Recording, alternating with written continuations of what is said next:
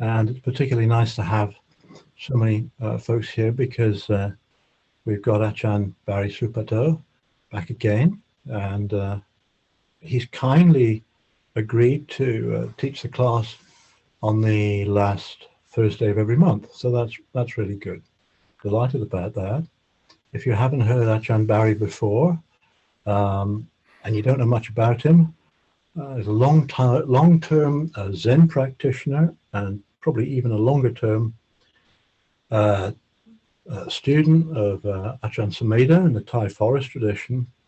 And what's most important as far as this evening is concerned, way back in the midst of time, he was a long-time member of this Thursday basic meditation class as well.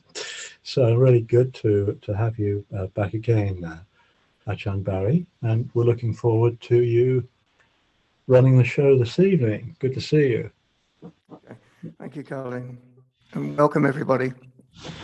I'll just do a short introductory chant before we start the procedures. Namo tassa bhagavato arahato samma sambuddhassa.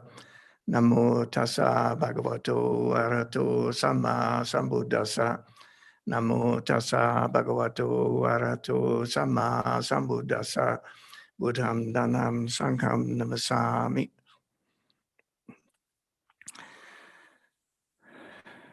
Those who have sat with me before will know more or less what I'm going to say, because basically I always say the same thing.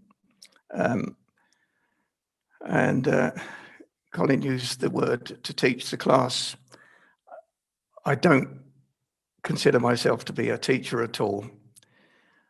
I try and encourage people to practice. And that practice is very, very simple.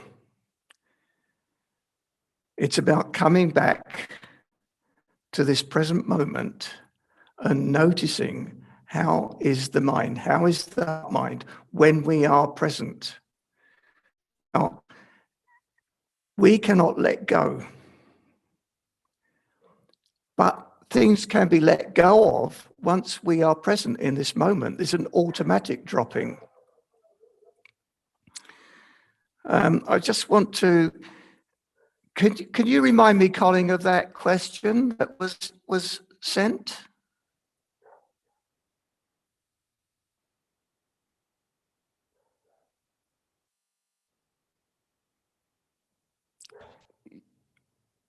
You're muted.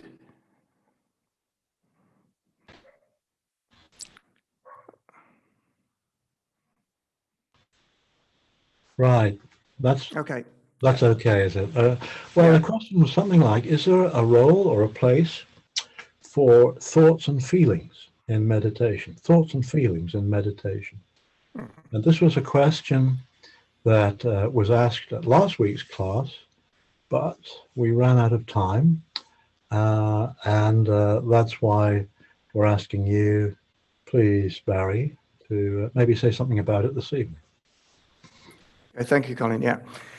I mean, this is, I find this a very important question, actually, because there seems to be some, and I've certainly gone through it, some idea of not having emotions and feelings, etc., when we're meditating. But it's not the way I see it at all.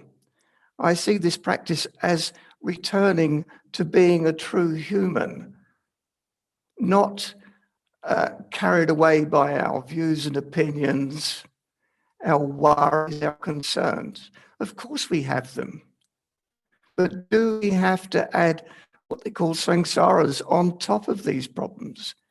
This lovely Indian saying, pain is compulsory, but suffering from pain is optional. Suffering is compulsory, but suffering from suffering is optional. The problem is what we add on top of our suffering or whatever. And that's through ignorance of vijja, ignorance of the way it is. So my encouragement is always to to learn to balance the psyche, so to speak, the intellect and the intuition. We've gone over so strongly to the intellect. We seem to believe that we can figure everything out. We can control the future. We can fixate things from changing, etc. Forgetting the intuition altogether. So getting to know that through constantly practicing the simple practice of remembering to come back to the present moment. And it's actually not the present moment. It's during that presence, there is an opportunity to see, even if for just a fraction of a second, the cessation of suffering, the third noble truth. The more we practice, the more we remember in not only our formal meditation, sitting on a chair or a cushion or a sofa or whatever, but taking that into our ordinary everyday life. When we get up from our seat, just being aware, not concentrating, just being aware of our feet, just being aware of talking to whoever you're with, being aware of everything. There is not one place, or there is not one thing that is not an opportunity to be aware of. It sounds very simple, but mindfulness is the path to the deathless. Heedlessness is the path to death. So this, what I'm talking about being present, is what I consider to be mindfulness. And I don't consider to be mindfulness is being self-conscious, which is often seems to be, I am walking, I am feeling this, I am cleaning my teeth. No, back off a little bit. Just do all these things, but from that place of awareness. Now, the body is the easiest. It's there. It cannot lie to you, which the mind continually does, in the sense that it's so conditioned. Just to use, to feel now, to feel whatever you're sitting on. When you're feeling that, not concentrating on it, not projecting into it, but just feeling it. How is it? How is the mind? How is the heart mind in that very moment? And I have never met anybody who does not see the spaciousness, does not see that true place, even if it's just a second. But the more times we do this, the more times we remember to be aware, to be conscious, to be mindful, to have bare attention, call it what you like. But the more times we remember to come back, just to be aware, the more we start to live there, the more we start to be in a refuge, it's not a very Theravada term, but in the true Buddha nature, or the no mind, or the place of not knowing, or the place of knowing. These are all words, they're all clever words, but get to see that place, that space that contains everything. So generally what I do in these is to do a sweeping guided meditation, because I think I can't think of a better way to do it, especially on these type of Zoom meetings. They're not one-to-one, they're not in a live group. So moving the attention from one part of the body to another, not concentrating on it, just bare attention, just bare awareness, not projecting a picture on it. I might say, be aware of the fingernails. Well, you cannot be aware of the fingernails. But what you can be aware of is how the mind stops when you are aware. How it ceases for that short time. Now that stopping is not, it's not dumb or stupid. It's very aware. It's completely responsive. It's completely open. It's open to the feelings, the emotions, etc. But they're seen for what they are and nothing more. We are humans. We're not cabbages. So we're going to experience all these different human things. But do we have to add on top of it and make things a problem or attach to the things? We don't need to do it when we are aware in the present moment. So sitting in a reasonably comfortable posture, one that enables the mind to more easily be aware and not so easily fall asleep or drift into dreams, etc., etc.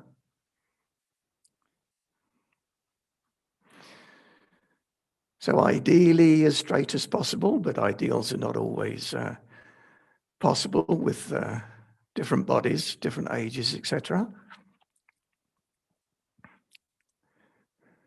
Eyes, depending on what you're used to doing, I recommend slightly slitted, but if you're used to sitting with them closed, that's fine. Ideally hands together in the traditional Buddhist mudra. And just noticing the peace, noticing how it is when you're aware in the body.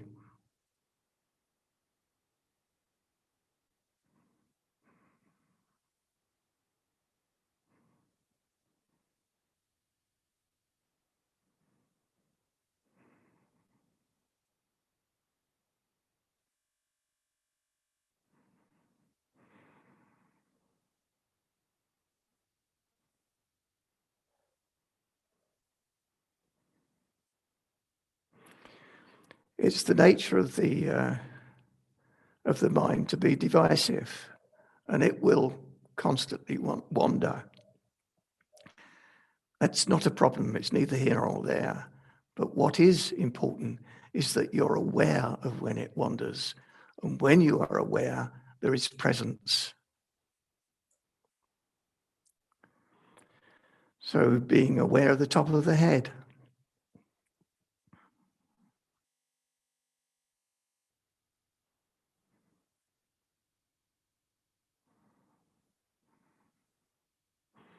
Not projecting, just aware. If you cannot be aware, it's neither here or there.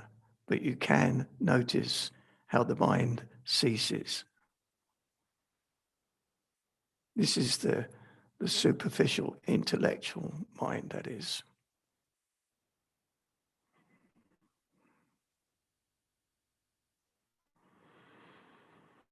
So allowing that awareness to spread down the back of the head.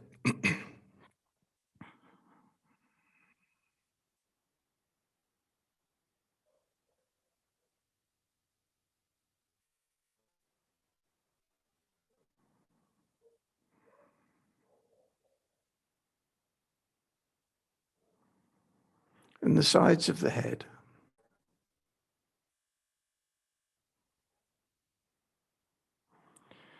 Becoming aware of the ears.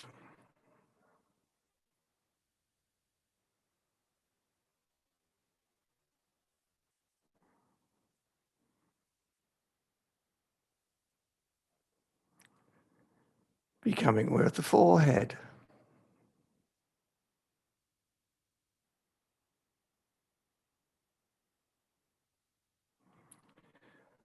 And the eyebrows.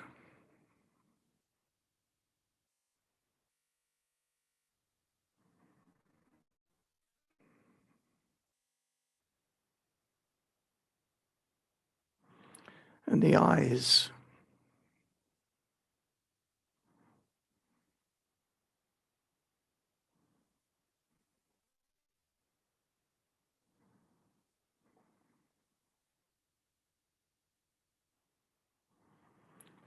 Becoming aware of the nose and the nostrils.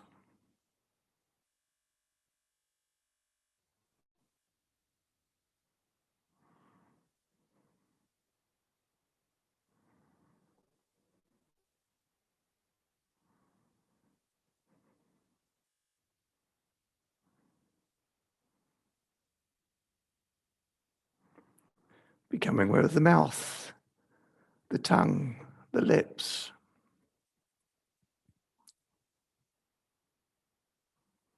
Remember, not projecting a picture onto them, just awareness, not concentrating on them, just bare attention.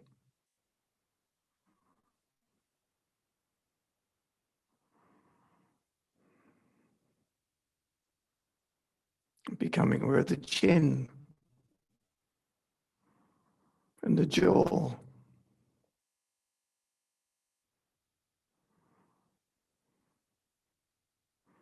And the cheeks of the face.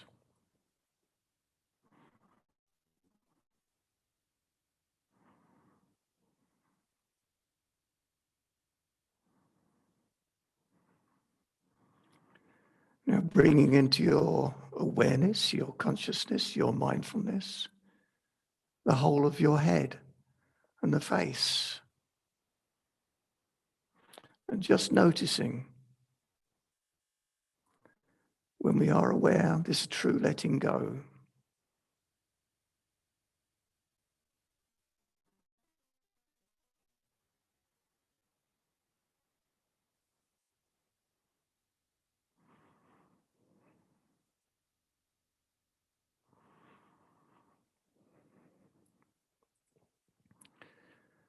So letting that awareness spread down from the head, down the neck, around the neck and the throat.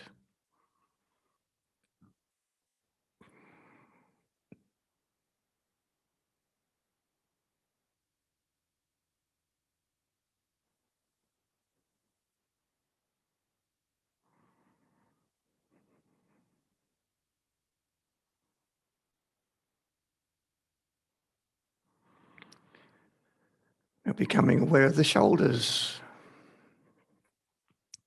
from the neck down the shoulders.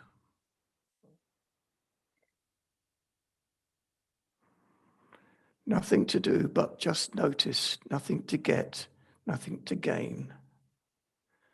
Just noticing.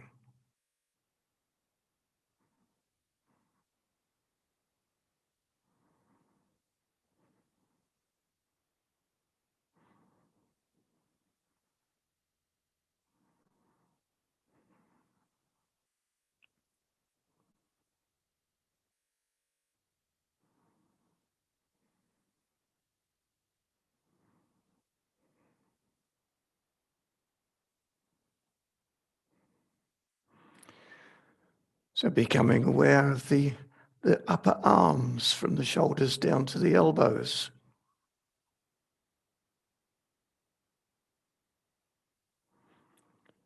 The front of the arms, the sides, the back of the arms.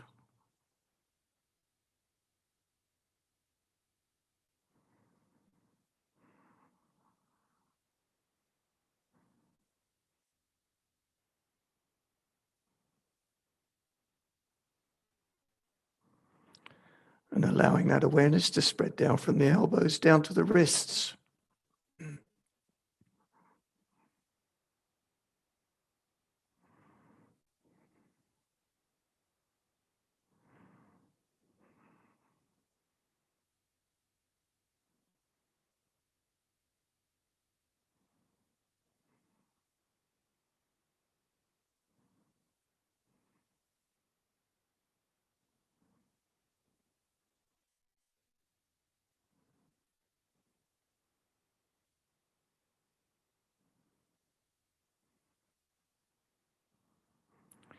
Just noticing, just being aware.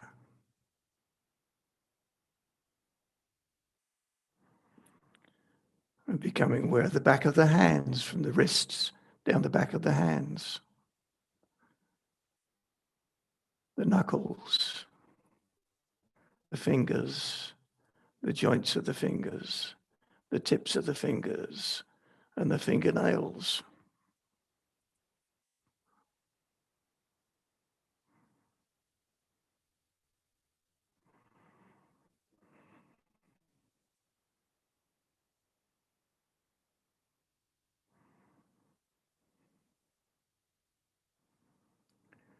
And becoming aware of the palm of the hands, the joints of the fingers, the thumb, through to the fingertips.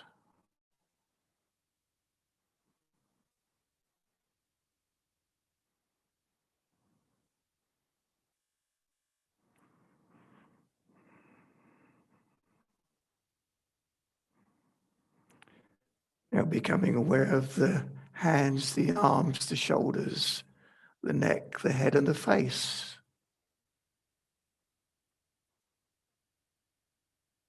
Just noticing the space, the aware space that happens, that we see when we are aware.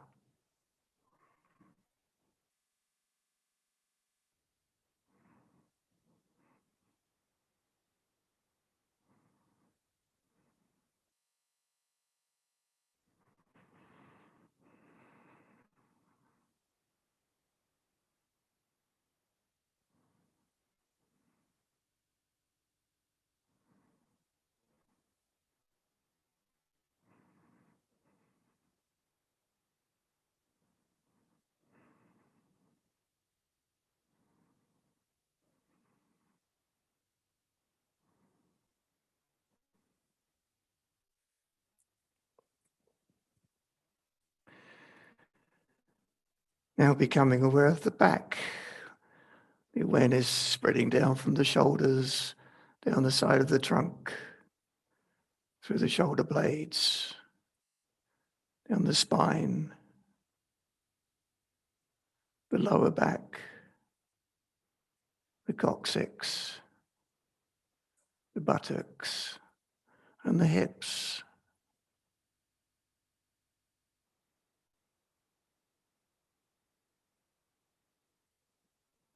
You don't need to think about it.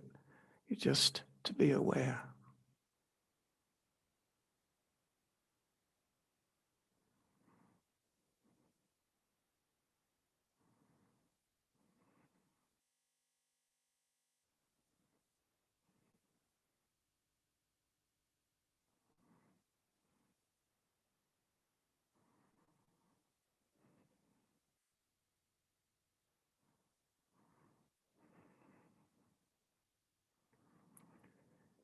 And bringing into your awareness the whole of your back, from the buttocks to the shoulders, the hands, the arms, the neck, the head, and the face.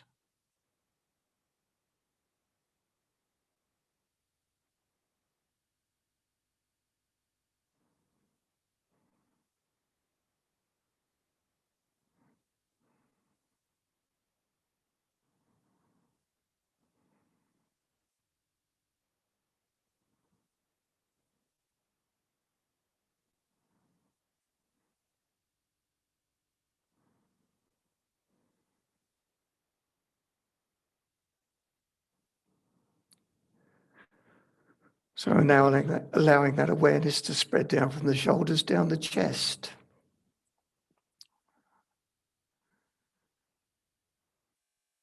Down the rib cage, the sides of the trunk, the diaphragm, the stomach,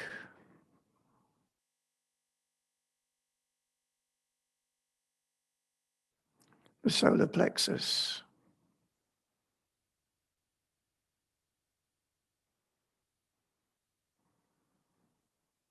the navel, the hara, the intestines, the groin, and the hips.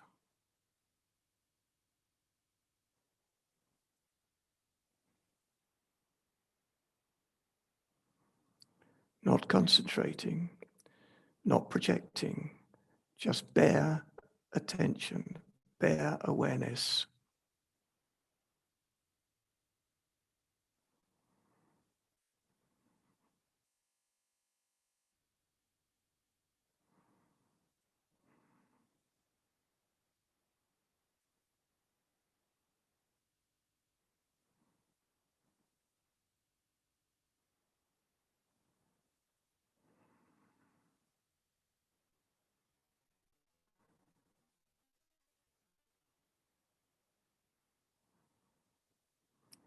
So bringing the whole of the trunk of your body from the hips up to the shoulders, the back, the front, the hands, the arms, the neck, the head and the face.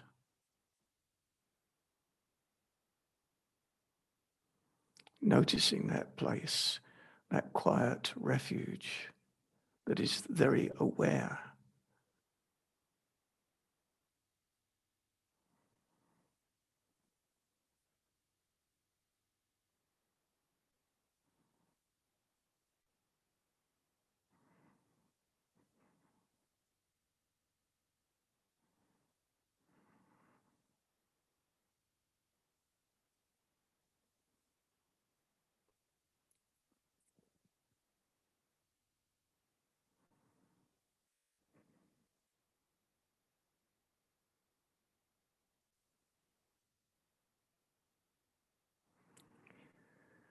So allowing that awareness to spread down from the hips, down the upper legs, the back of the legs, the sides and the front of the legs.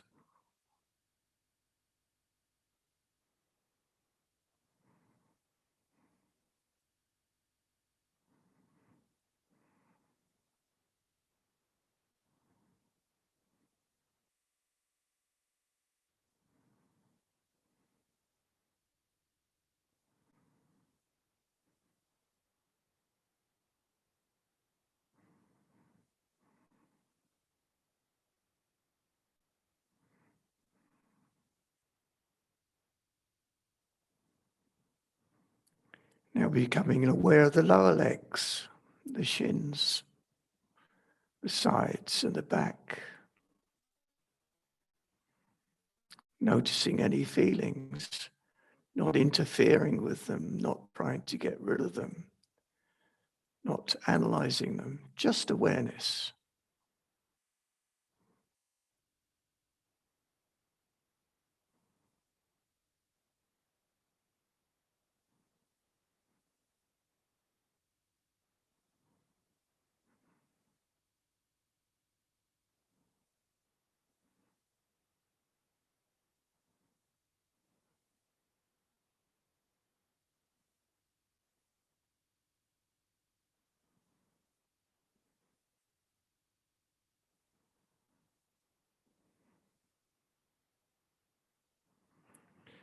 So letting that awareness spread down from the ankles, down the top of the feet, the sides of the feet, the toes, the tips of the toes, and the toenails.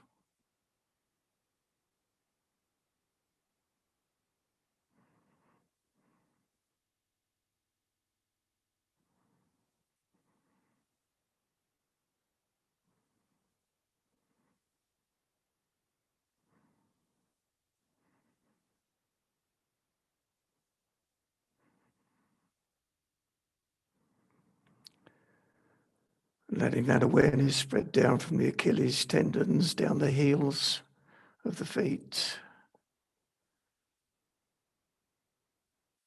the arch of the feet, the ball of the feet, the joints of the toes, and the tips of the toes.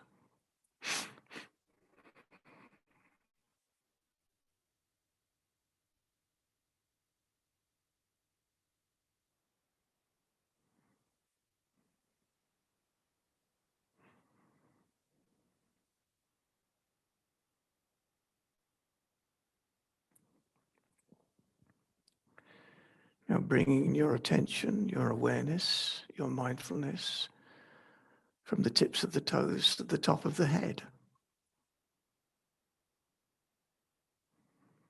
There's nothing to do here. There's nothing to comment on. It's only noticing that space that is there or is apparent when we are present.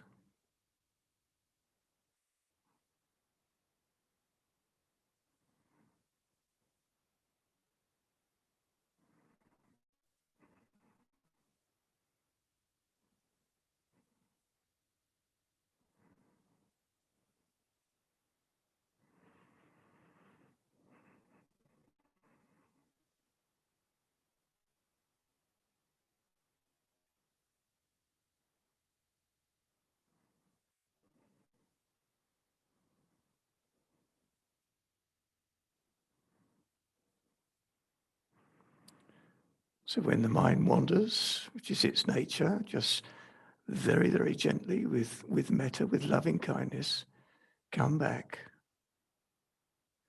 to that no thingness, that no mindness, that true nature.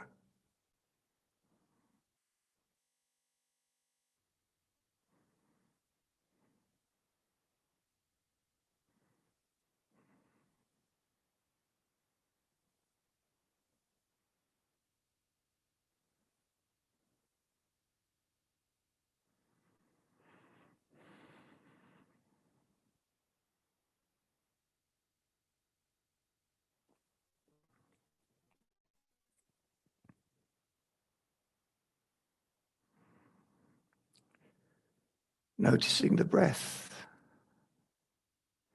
not following the breath, not following it in the nose or the throat or the chest. Just bare attention, just noticing the breathing and being aware when we are present with that of how the mind, the heart mind, is at peace.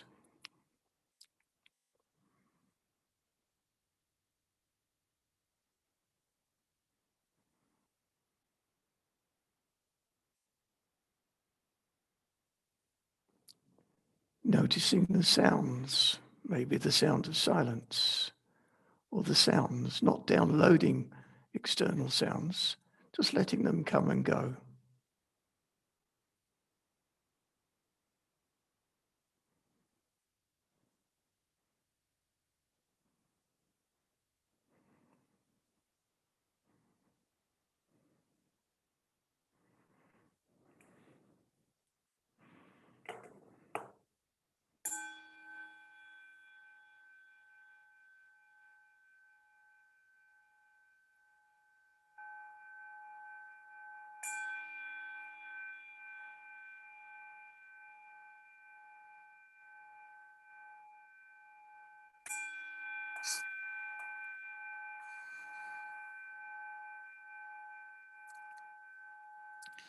So please stretch yourself, whatever. It sounds pretty, sometimes, I'm just saying, come back to know that place, that space. It sounds a bit dumb in a way, and a bit avoiding. But it's not. It really is a place we can live from. You see, I don't see that we can do any real practice, for the want of a better term, say in the Eightfold Path, right view, right speech, right action, etc. I can't do them. We can't do it. But we can learn to let go. We can learn to respond to the world with right view, right speech, right action, etc., etc. But it's coming from a different place. It's not me trying to improve something, get something else. There's a natural outflow of these qualities of love and compassion. We can't have compassion, I don't think. But we can be compassion. Once we learn to step out of the way, let this self go for a while, learn to bring it into our ordinary everyday life in every moment that we remember, then we can see how the teachings really start to make sense. So many of them, like that question at the beginning, so many people tend to think, oh, I've got to let go of all my desires and my emotions, You let go of the attachment to these things. We're alive. We'll have to have emotions. But do we have to be carried away by them? No, we don't. We can come from that place of pure mindfulness, not self-consciousness, but true mindfulness, and then respond in a wise way. Respond and not react.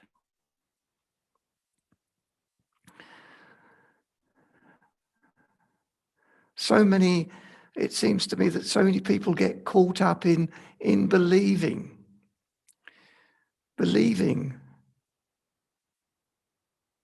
instead of investigating.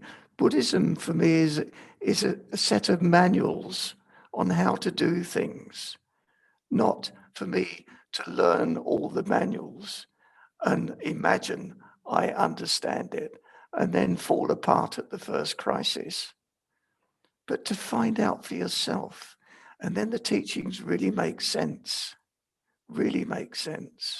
So that's why I'm always so encouraging on learning to step out the way, learning to balance the intuition and the intellect. The intellect is the finest thing human beings have, but it is the most terrible master because we completely squash our intuitive side. So getting to know that, getting to live from it, we can't actually get to know it in intellectual terms, but we can be it. We can live from it.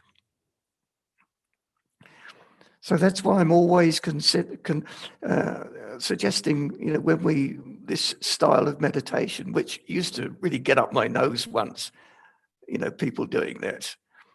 But personally, I really see the benefits of finding that place, noticing how the heart mind is when we are present, because then things really change. They really blossom, and there's a real understanding and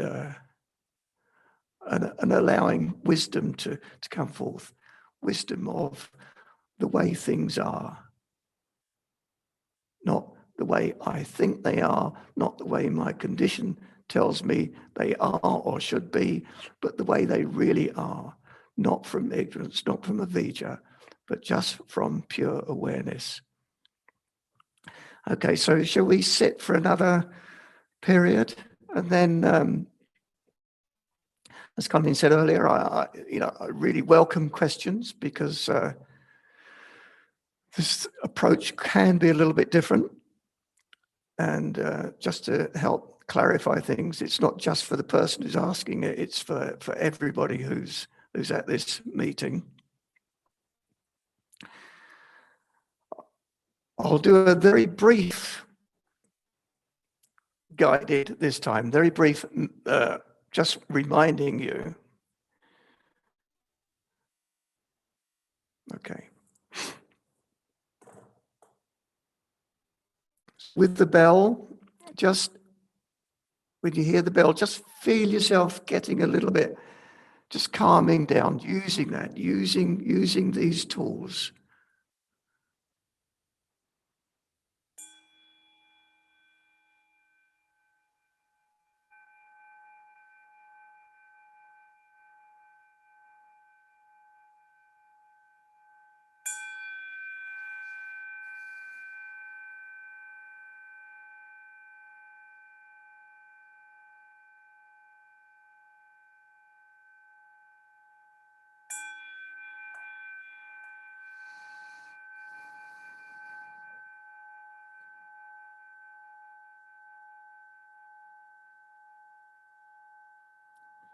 So just remember, all we can do is to remember to catch the mind when it starts to wander. When we notice it, there is awareness. The body is the easiest place for us to return to, because it's here. But most importantly, noticing the quietness, the equanimity when we are present.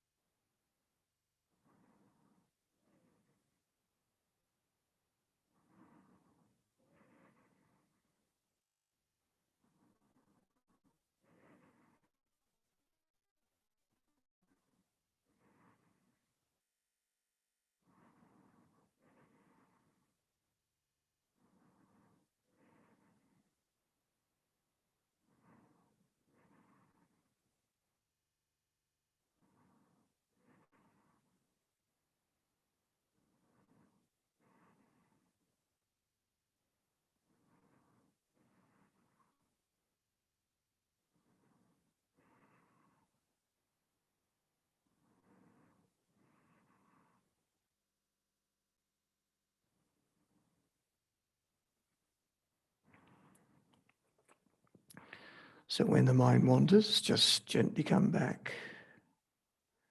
Come back to the body, the whole of the body, or a particular part of the body. The part that's most obvious, just to tether the mind, anchor the mind, and notice, how is it when there is presence?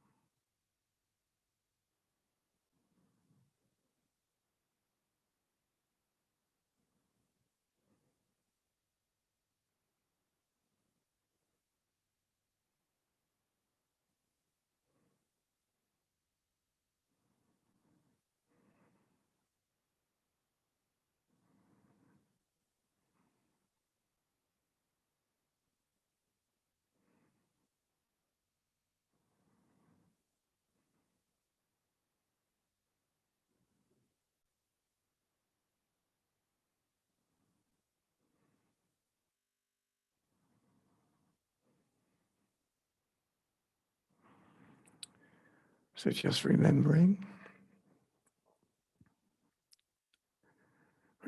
to catch, to be aware of when the mind wanders.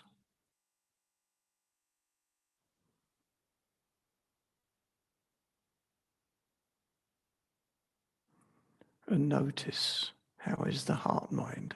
How is the heart mind when there is awareness?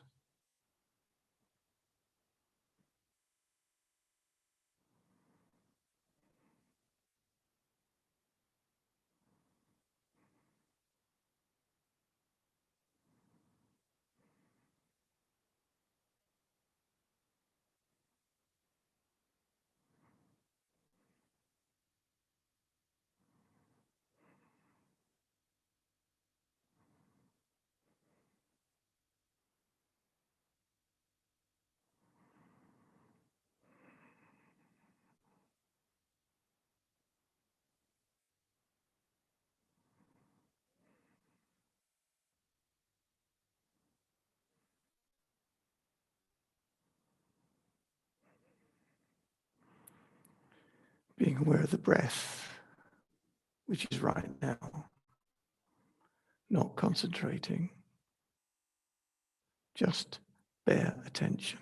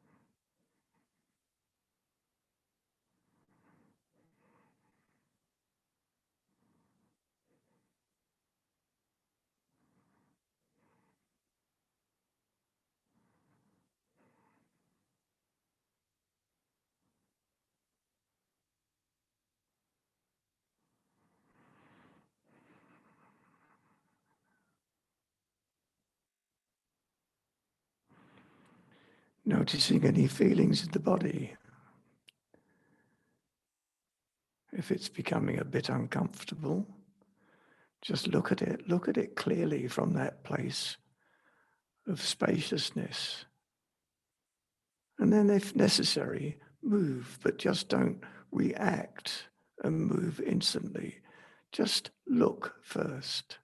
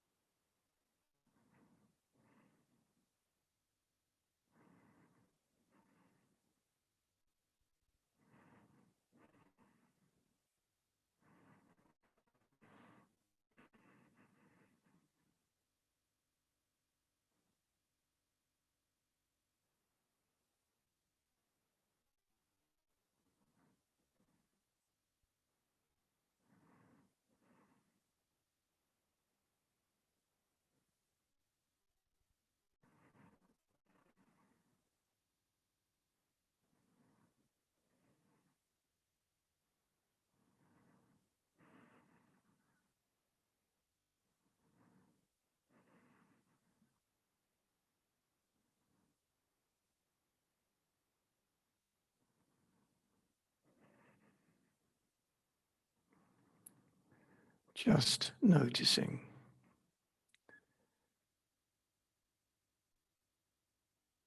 Noticing that space.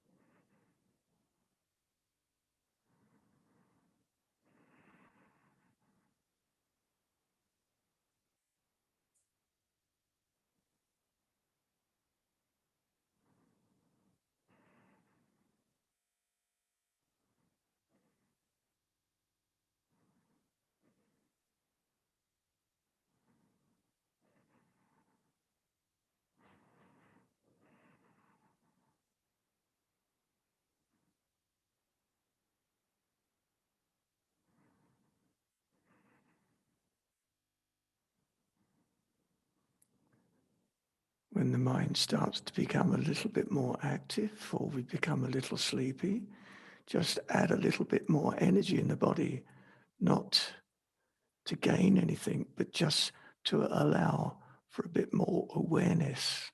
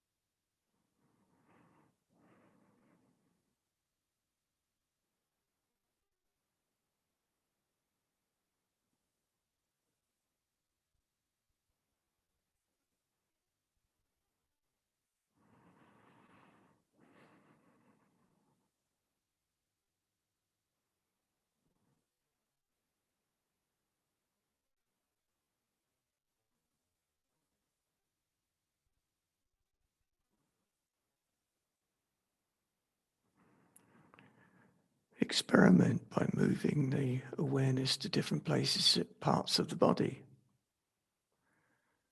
The feet, the legs, the hara, the stomach, the chest. It doesn't matter, the hands. Awareness is awareness. When there is awareness, we are not carried away.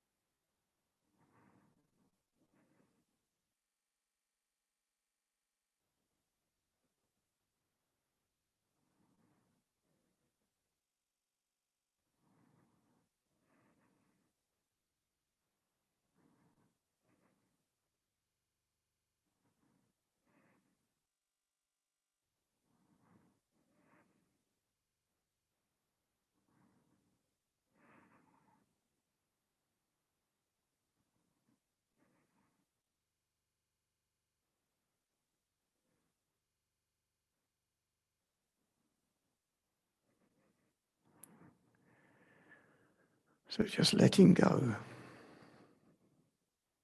And that letting go can only be done by being present and noticing, being aware.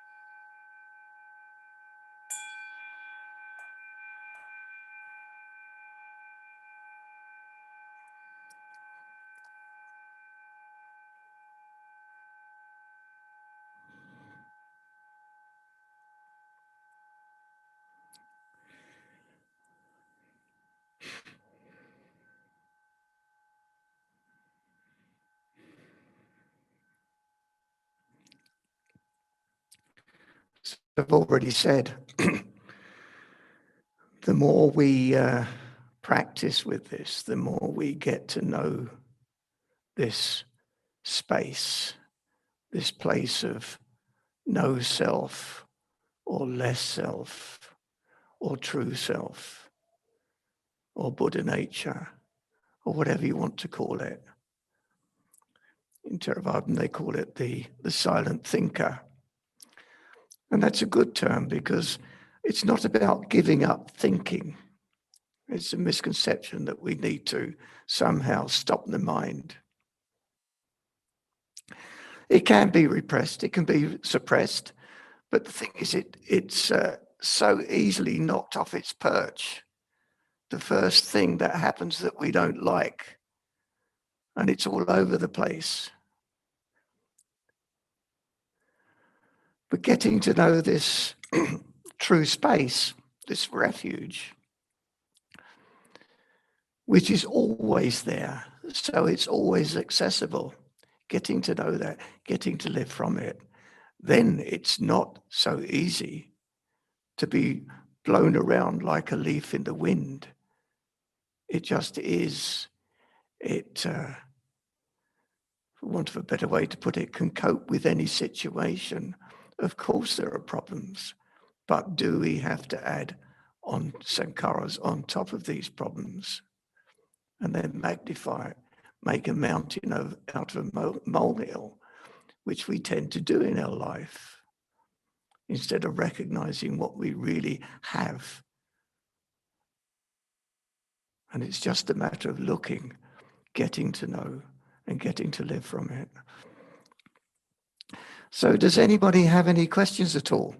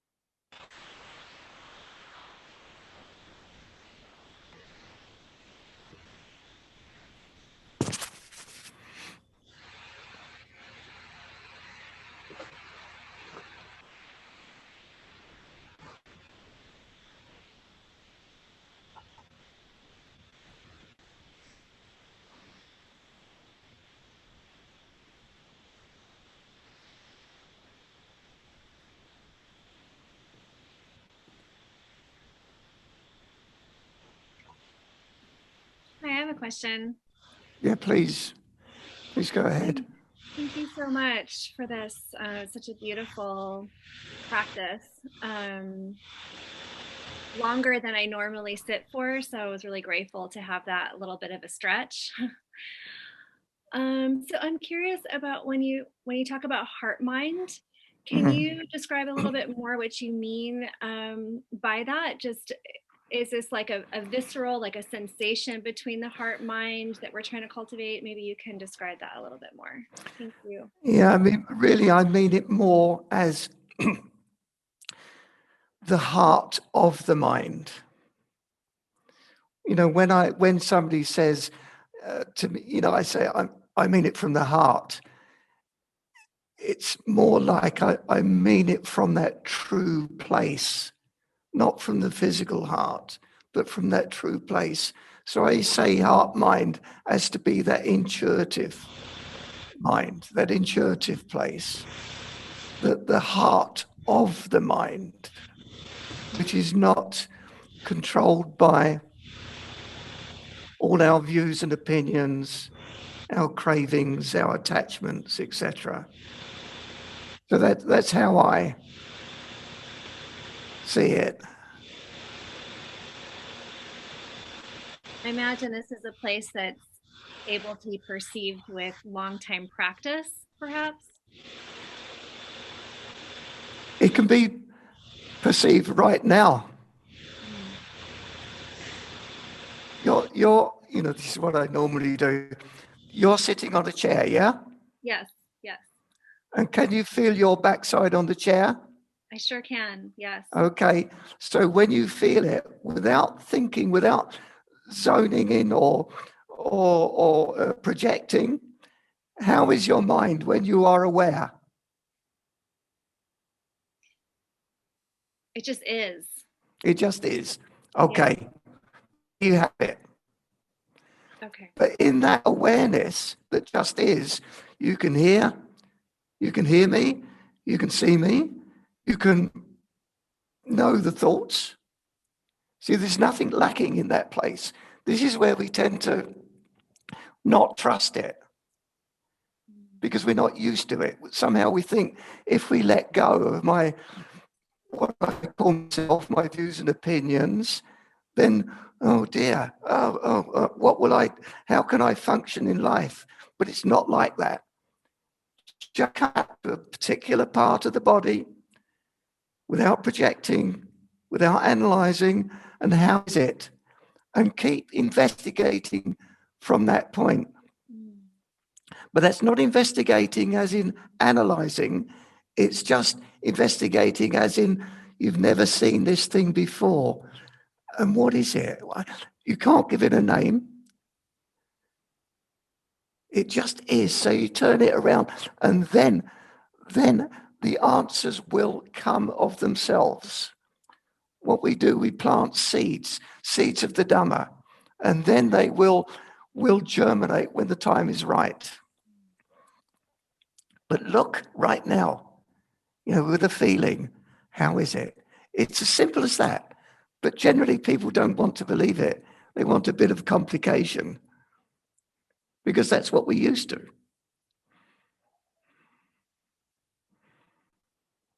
Does that help? Yes. Beautiful. Thank you.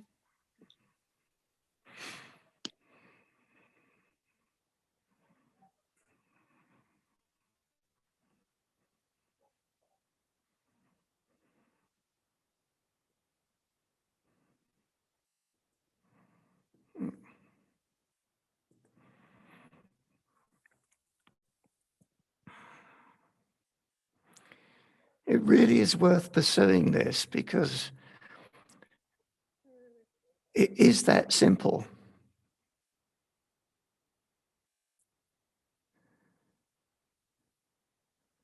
And the change is so natural. The letting go is so natural that it does seem like nothing to us. It seems, we'd rather be taking on some sort of practice, some sort of studies. I mean, these are very good. But if they're done from that place of spaciousness, that place of no mind, that place of the silent thinker, that place of the Buddha nature, if it's seen from there, it really does start to blossom, starts to become alive, instead of just exchanging our belief values from being Christians or Jewish or whatever to being a Buddhist. It's just another belief system. No, look, Buddhism's not about believing.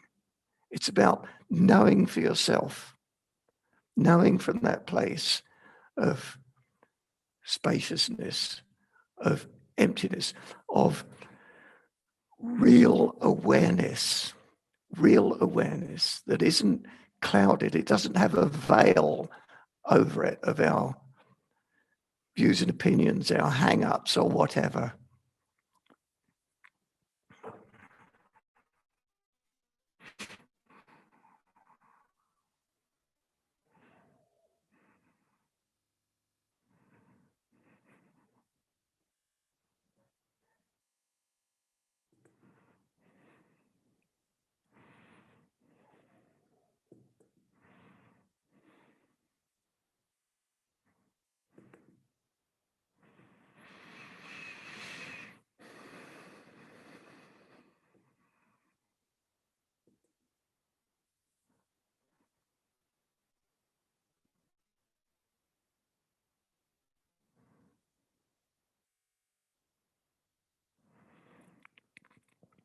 So even in this time of waiting, just being with that, just noticing, how is it?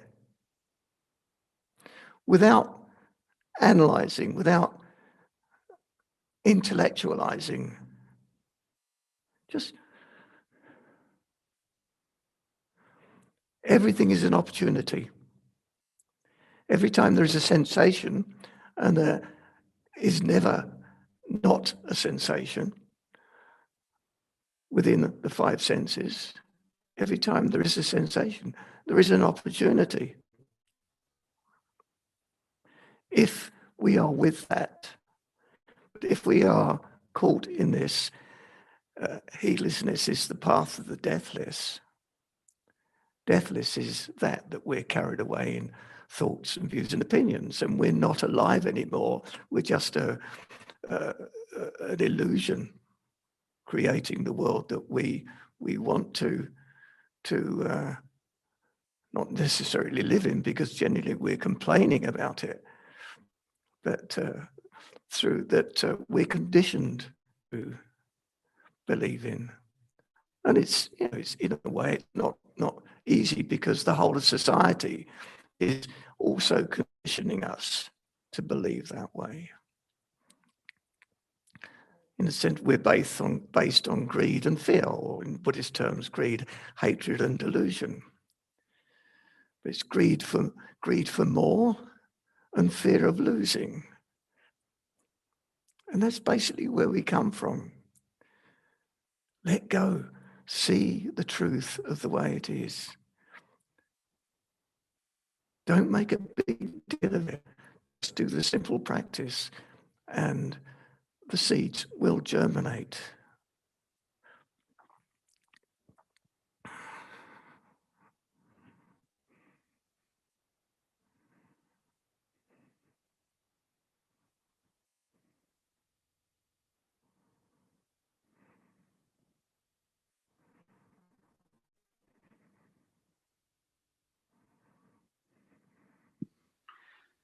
Hi, Hi. Ajahn Barry, I have a question. Thank you for Yeah, your please. presentation. I really found it really helpful to me to practice in this way. I've been practicing a long time, but coming back to this kind of meditation really, I thought probably is the way I should go on now, because I think the way you said bare awareness, that was very interesting, because I think I sometimes try to become aware, and that doesn't feel the same as just being aware. I feel that's really very different. Yeah, you're right. We're so used to trying to do something, trying to be aware, trying to be a good meditator, trying to learn all the scriptures, trying to be enlightened. But Buddhism isn't about that. It's about letting go. It's about letting go. And the only way I can see to let go is through true mindfulness, not self-consciousness, but true awareness, bare attention. And then there's an automatic letting go. The moment we remember to come back and notice, it's let go. It's as simple as that. It takes a little bit of convincing for us to believe it. We have to, it's a bit like I made up this little analogy. I suppose it's an analogy or a simile, I don't know. We're so used to walking on hot coals, and it's normal. Our feet are burning, but that's the way we live. We're living on hot coals. It's uncomfortable, but that's the way it is. But then through being aware, being mindful, practicing bare attention, we go onto the grass verge, and that's really comfortable. But through our conditioning, we go back onto the hot coals. But the more we are aware, the more we go onto the grass verge, and in the end, why the hell would we want to go back onto the hot coals? Because we got used to. It occurred to me that I can't really, suffering is the first of the Four Noble Truths. Now, how can I get to know suffering if I am suffering? The whole world I create in my mind, which creates suffering, I am that. So I'm coming from the place of, well, look to see what isn't suffering. Then I can get to know that. Then I truly get to know what suffering is, but from a place of not suffering. Does that make sense? Yeah, I think that's exactly sort of explained it, really. I was trying so hard to be aware that I was probably creating some kind of tension in myself. Yeah. And I was becoming sort of, I don't know, it didn't feel the same often as just that, just when you suddenly you're just on, you don't have to do it. It's just, and at this space, there is a peace, isn't it? And you don't have to do it, do you? Which is strange. Right. Yeah. Somehow we think we can solve the problem with the problem. Well, how could we? But that's what we try to do. We try and solve samsara with samsara, which is the world we create. So step back and just be, and notice, how is it? How is the heart? How is the heart mind, or the heart of the mind, when there is presence? The more we can do that, then we'll start to see how things start to even out. I start to respond differently, and people start to respond to me differently. So it's really worth, I could say, a lot of effort, but there is no effort. The only effort is remembering.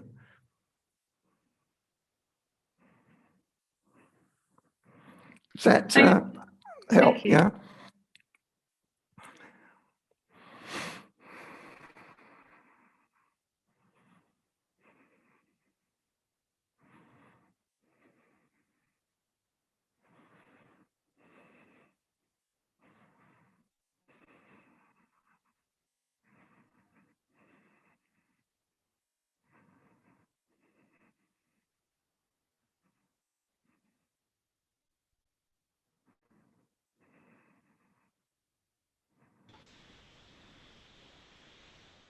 Barry? Hello. There's a question in the chat box. I don't know whether you can see it. Well, I hit that button before, but it seemed to mess up my screen, so I'm reluctant to do it again. Can you read it out? I certainly can. It's from somebody called Carmela, who's here. How long and how often is it recommended to practice meditation to train the mind, stay in the heart mind, so that we can see things as they truly are? I think it's called vipassana. So how long do we need to meditate, practice meditation to train the mind, stay in the heart mind, see things as they truly are? And then it's sort of, is that what vipassana is all about? Yes, I mean, I would say that's my interpretation of vipassana. I hear different interpretations, but that's the way I see it. But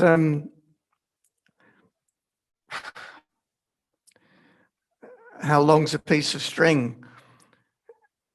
It depends on how we really want. This is difficult to put in words. If we're really interested and we really put effort into just remembering, then, right now you can see how it is. It's really good to have a set routine in meditation. Ideally, sitting in the morning before you go to work. Ideally, sitting in the evening before you go to sleep. But I really do think most importantly is taking every opportunity during the day when we get a chance to stop for a minute, 10 minutes, somewhere quiet or not, or punctuating our lives. So adding a fraction of a second in between doing this and doing that. And I think this is the real, for me, meditation is not necessarily on the cushion. I call that formal meditation. But I think that really the real work, the transformative work, is done through every moment during the day that we remember. Formal meditation for me is like building a foundation for a house. But it's not the house. We need to do our formal meditation for however long or short it might be, 10 minutes, 20 minutes, etc., half an hour, whatever. But most importantly is to, when you get up from where you are now, just to be aware. Just to be aware of your feet on the ground, not concentrating on your feet on the ground, not concentrating on things you touch, but just with bare attention, bare awareness.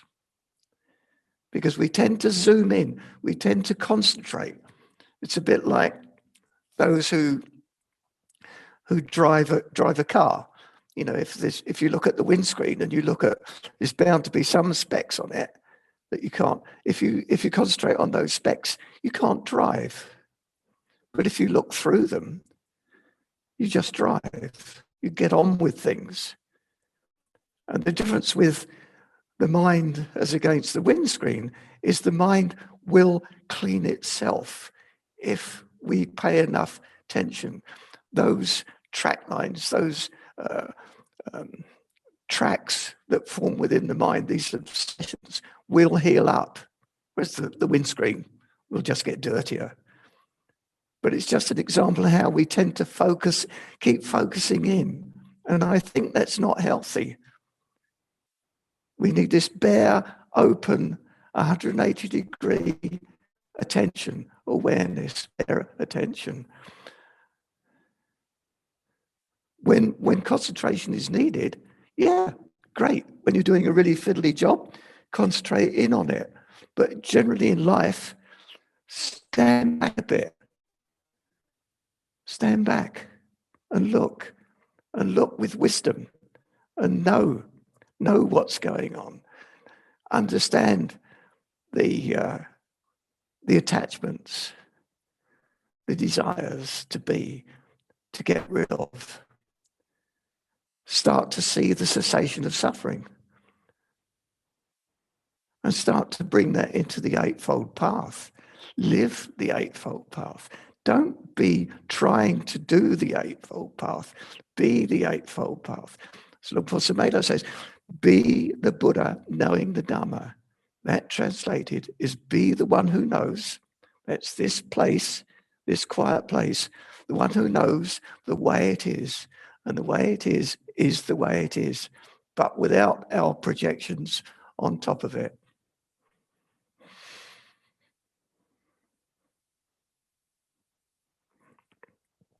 You can have thoughts about things, but the Chinese, they say, be the guest and the host.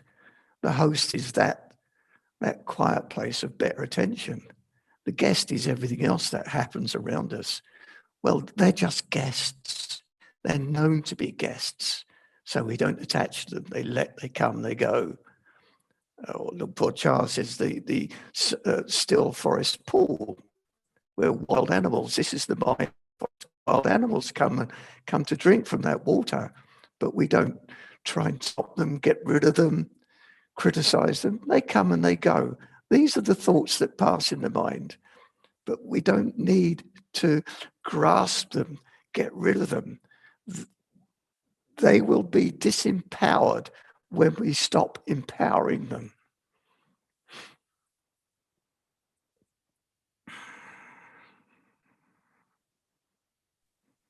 Thank you.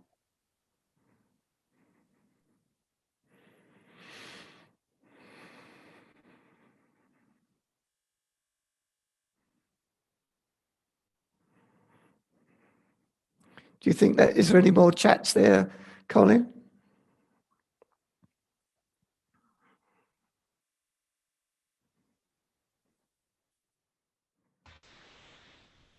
Yeah, there is.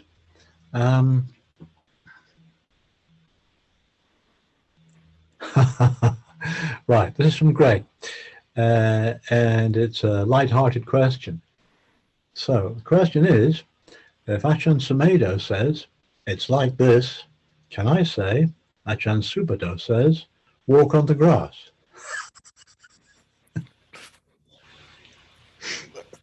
Well, He could say it, but it might not be as helpful to as many people.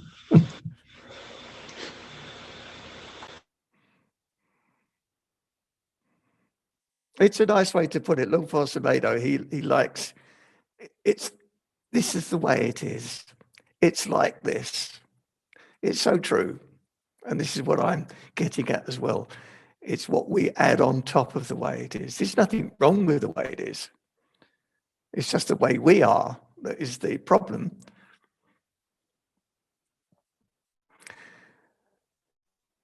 And that will dissipate when we stop putting petrol on the fire. Just by being aware and noticing.